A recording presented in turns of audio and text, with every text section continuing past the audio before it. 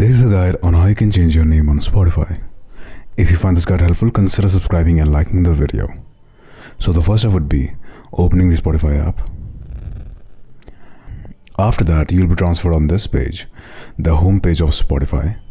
So what you have to do is, you have to click on your profile icon. As you can see, there's a circle with your name's initial on it, on the top left section of your screen. As you can see, on the top, you have to click on your profile.